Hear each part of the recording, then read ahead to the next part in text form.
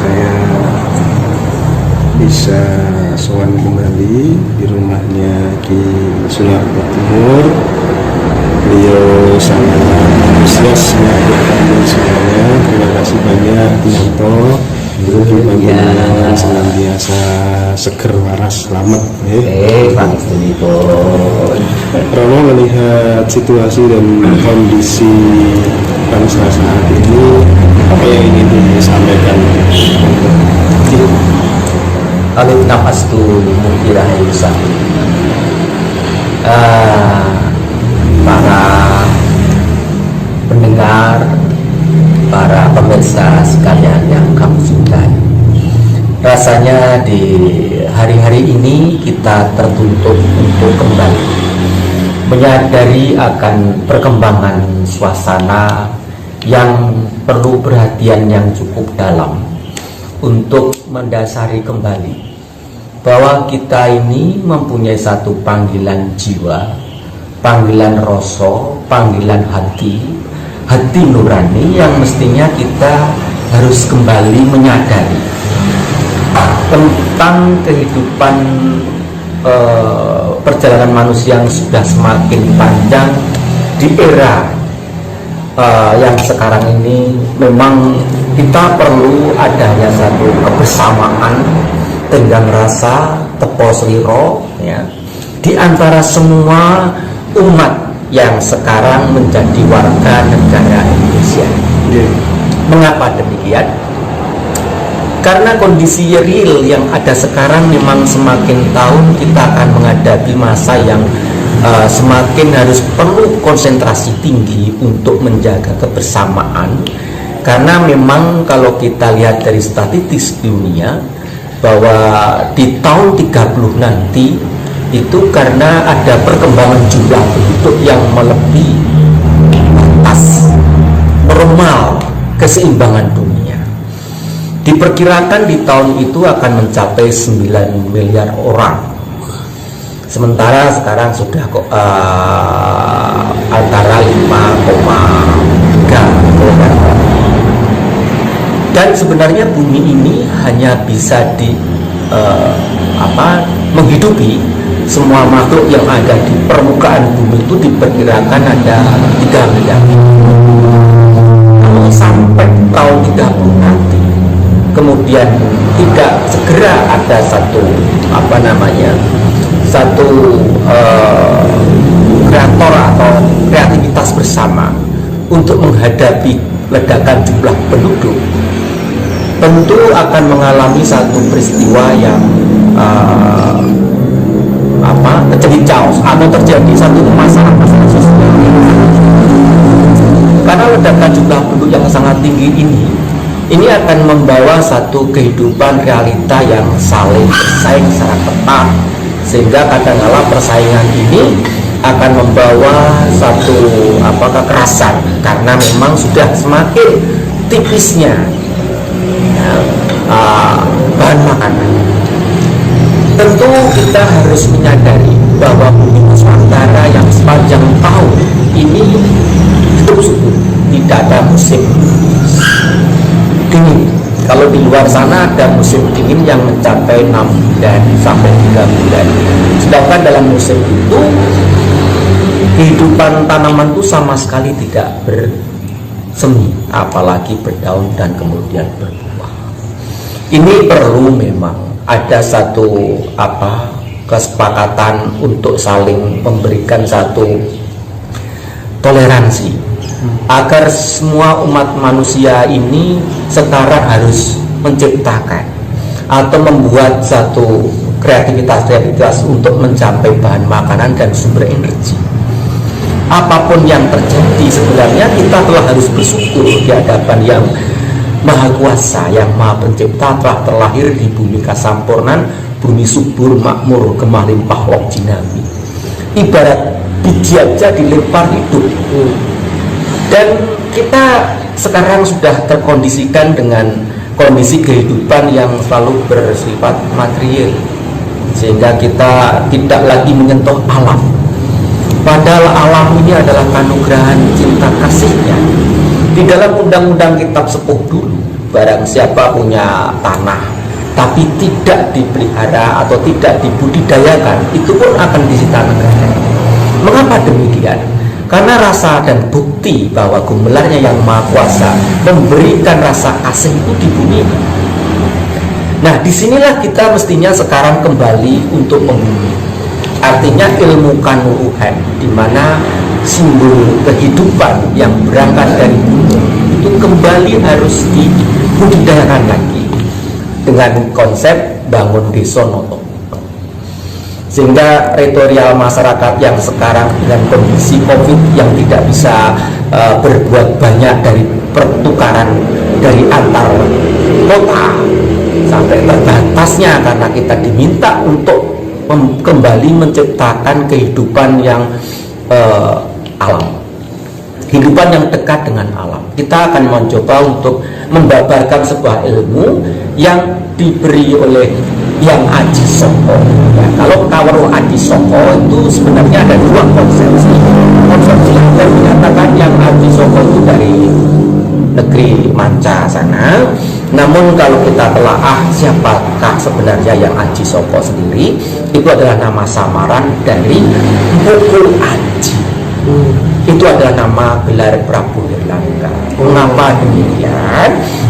Karena Prabu Hirlangga itu telah mencapai kesempurnaan ilmu sebagai seorang Raja Kumbinarito yang bisa lenggah di Mahameru atau sekarang menjadi Gunung Penanggungan. Maka di sana digambarkan dengan Kadiri atau di zaman Kahuripan, artinya kanuruhan.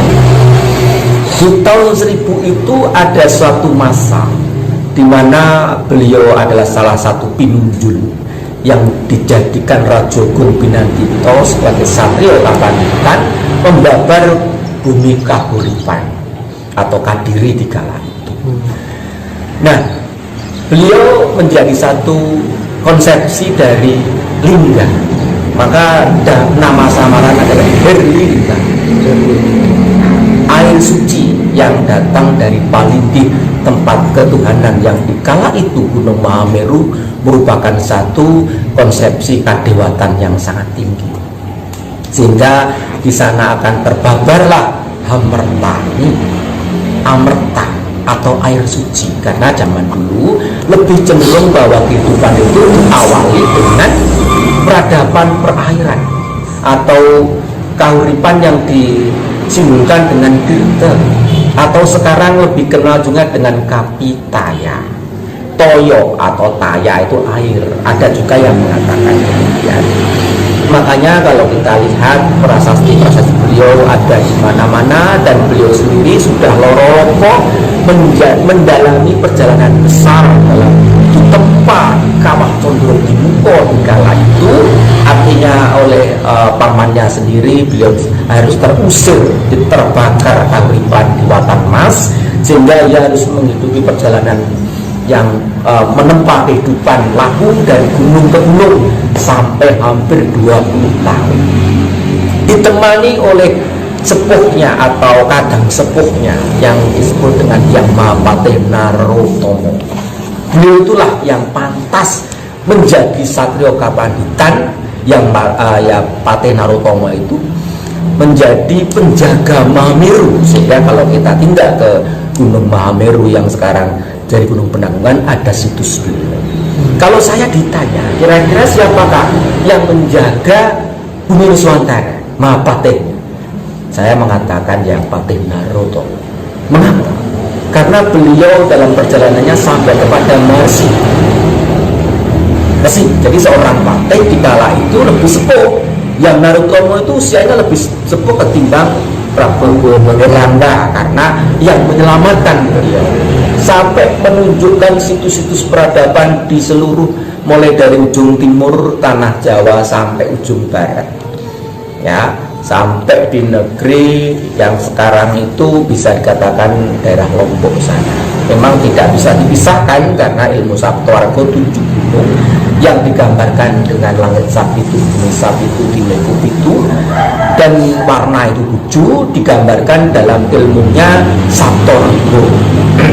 Sehingga kalau kita tidak ke Jolotundo, makanya di sana kenapa ada simbol Candi Sinta. Candi Sinta itu menandakan bahwa wuku pertama pun diawali dengan Sinta. Bukankah kita kalau tidak ke Jolotundo, di sana itu juga tempat ilmu kasepuan yang ada di Gunung Bekel.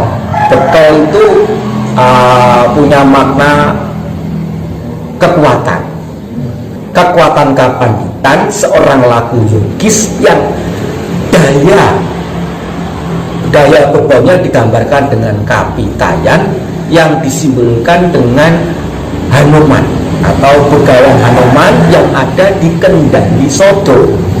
Ya, itu Begawan Kapiworo. Jadi tempat-tempat suci yang sangat tinggi itu yang sudah mempunyai ilmu kaluian dalam bidang yogis, di sana itulah ada daya energi suci yang digambarkan dengan Begawan Kapiworo. Sehingga di atas Gunung Bekel, di lereng utara barat sana, ada tempat yang namanya pertapan Hyang Kendali Sodo, artinya mengendalikan kehidupan peradaban ini di atas sisi dari salah satu puncak Gunung Mahameru.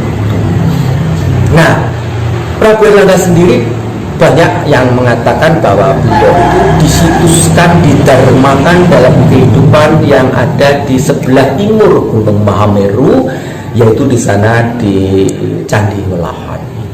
Lebih cenderung memang secara tertulis belum bisa dibuktikan, namun dengan pengetahuan perjalanan sejarah beliau tentang kehidupan bermasyarakat sebagai pemangku atau sebagai hamangku untuk memangku bumi Nuswantara bersama Hyang Patih Narutomo, itu dilendahkan, didharmakanlah beliau di Candi Welahan. Nah, kaluruhan yang kita masukkan tadi itu bukan sekedar kehidupan untuk mencapai pertanian saja. Namun awalnya memang pertanian itu berangkat dari hamerta, artinya mencari air suci yang di atas bukit, di mana bukit di kala itu dianggap sebagai satu simbol kehormatan alam kadewatan, puncak yang tertinggi. Di sana puncak Gunung Mahameru yang sekarang menjadi Jolo Penanggungan itu sekarang membabarkan, bukan jadi Jolotundo lagi, namun lebih cenderung ke Jolosutro. Artinya menggapai sesuatu dari segala penjuru dengan rasa kasih sayang, dengan ontean benang sutra yang indah. Walaupun kata Jolotundo katanya juga berundak-undak, artinya punden berundak gitu. Nah, dalam konsepsi hidup itulah Gunung Mahameru sebagai alam pawitra, alam ketuhanan di kala itu mengalirkan aliran suci. Dari mana ilmunya? Kalau kita tarik ke Prabu Erlangga, tentulah ada 5 pansarsi, yaitu yang Resi Semeru, yang Semeru itu digambarkan gunungnya, tempat peradaban yang sangat tinggi dengan kehidupan pawitranya di alam ketuhanannya, sehingga di sana digambarkan dengan Meru atau bersap-sap. Itulah langit sapitu, bumi sapitu, ya. Di sana akan keluar api. Di kala itu yang pancarsi salah satunya adalah yang Geni Jaya, api suci. Sehingga kalau dengan tindak ke Candi Patritan Jolosutro atau Jolotundo itu, di bawahnya gambar api, karena daya api suci Dahono Puro.